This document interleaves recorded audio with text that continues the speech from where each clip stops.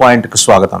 యుద్ధం ఆగుతుంది అనుకుంటే యుద్ధం ఆగేది లేదనే సంకేతం ఇచ్చి అమెరికా చర్చల నుంచి వాకౌట్ చేసినట్టే వెళ్ళిపోయింది. Almost walkout. జేడీ వాన్స్ మాట్లాడిన తీరు చూస్తే కనుక ఏమాత్రం సుముఖంగా లేదు. ఇరాన్ వాళ్ళ డిమాండ్లు అంగీకరించలేదు కాబట్టి ఇక ఫర్దర్గా చర్చించాల్సిన అవసరం లేదు. అండ్ ఇరాన్ కూడా అదే పద్ధతిలో రిటాలియేట్ చేస్తూ దేర్ ఇస్ నో పాయింట్ అక్కడ కంటిన్యూ చేయడంలో అర్థం లేదు, ఎందుకంటే అసలు ఏమాత్రం మేము వాళ్ళ డిమాండ్లకు తలొగ్గేది లేదు అని చెప్పి తేల్చి చెప్పేశారు. సో యుద్ధం దిశగా మరోపక్క ట్రంప్ ప్లాన్ బి ఓపెన్ చేశారు. ఏంటంటే మా దగ్గర బోల్డంత ఆయిల్ ఉంది, బోల్డంత గ్యాస్ ఉంది. ఇన్ఫ్యాక్ట్ రోజు ఆయన ట్రూత్ సోషల్ మీడియాలో కొట్టేదంతా గ్యాస్ అనే విషయం చాలామందికి తెలిసిందే.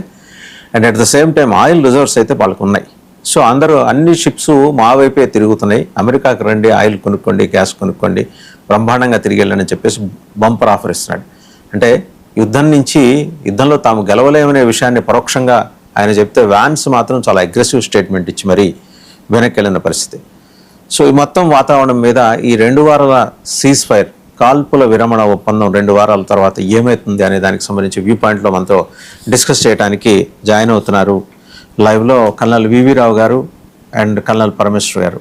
మరి కాసేపట్లో అంబాసిడర్ డాక్టర్ వినోద్ కూడా జాయిన్ అవుతారు మరి కాసేపట్లో. టు స్టార్ట్ విత్ కల్నల్ వివి రావు గారు, జేడీ వ్యాన్స్ ఏం మాట్లాడారు చూసి మీ దగ్గరకు వద్దాం ఒకసారి. ముందుగా జేడీ వ్యాన్స్ మాట్లాడింది చూద్దాం ఒకసారి.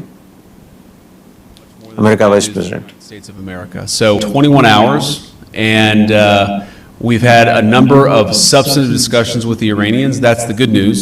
The bad news is that we have not reached an agreement, and I think that's bad news for Iran much more than it's bad news for the United States of America. So we go back to the United States having not come to an agreement.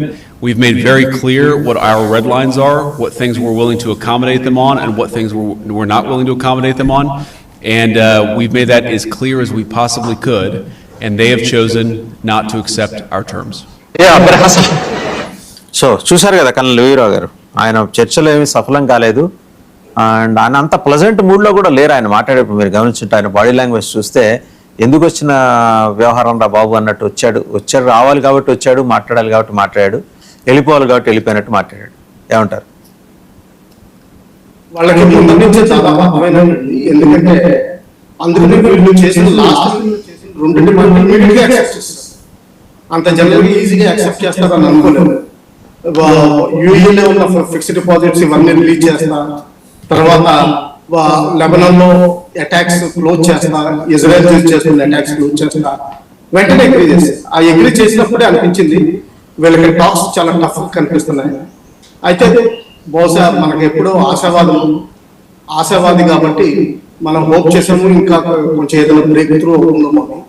అయితే మాత్రం ప్రస్తుతానికి ఏం కనిపించట్లేదు. దానిపై పైపెత్తిని Iran ఇంకో ప్రకటన చేసింది, మేము పాతిన మైన్స్ మాకు ఎక్కడున్నాయో మాకే తెలియట్లేదు, అందుకని చెప్పి హార్మూజ్ జలసంధిలో సెంటర్లో వాడద్దు, ఇటు ఈస్ట్ సైడ్ అటు west side Oman side Iran side ఏవైతే 2 లేన్స్ క్లియర్ చేసామో ఓ దాని ద్వారా ఇన్ ఓ దాని ద్వారా అవుట్ ఇరాన్ సైడ్ పెట్టుకున్నారు. దాని ద్వారా ఈజీగా టోల్ ట్యాక్స్ కలెక్ట్ చేయొచ్చు, ప్లస్ కలెక్ట్ చేస్తున్నట్టు కూడా రిపోర్ట్స్ వచ్చింది. ఇది ప్రస్తుత పరిస్థితి.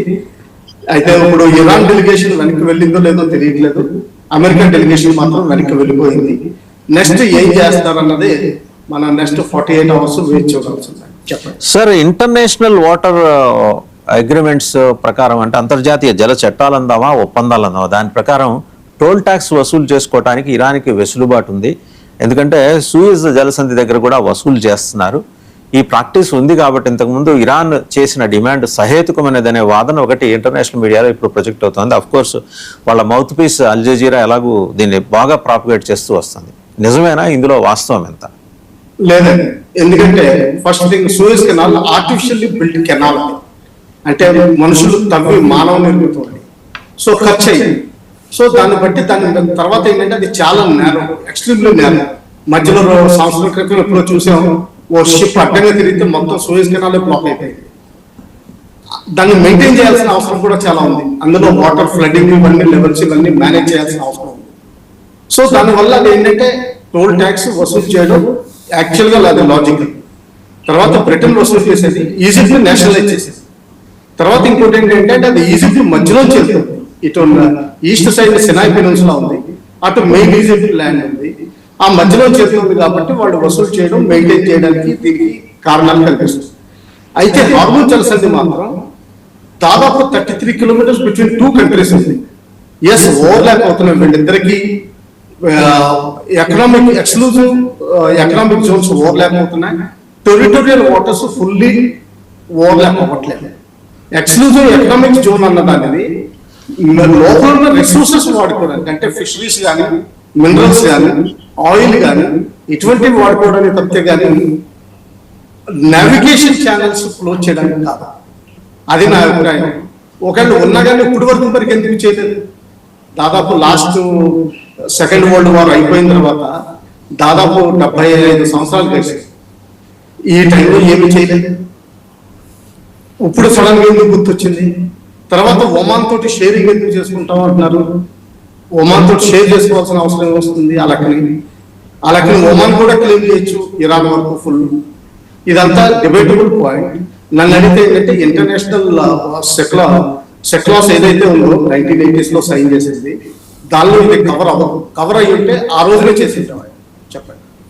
రైట్. కలర్ పరమేశ్వర్ గారు మీరేమంటారు? జేడీ వ్యాన్స్ మాట్లాడారు. జేడీ వ్యాన్స్ ఇంకొక అంశం కూడా మాట్లాడారు. ఒకసారి అది కూడా చూద్దాం, చూసిన తర్వాత మీ దగ్గరకు వద్దాం. జేడీ వ్యాన్స్ ఇంకోటి మాట్లాడింది, ప్లే చేయండి please sir.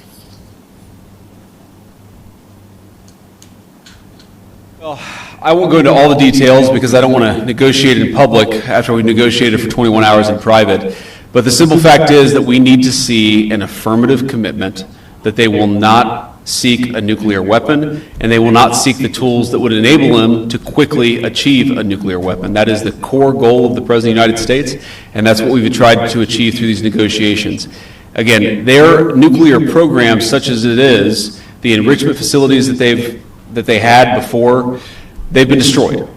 But the simple question is, do we see a fundamental commitment of will for the Iranians not to develop a nuclear weapon, not just now, not just 2 years from now, but for the long term? We haven't seen that yet. We hope that we will.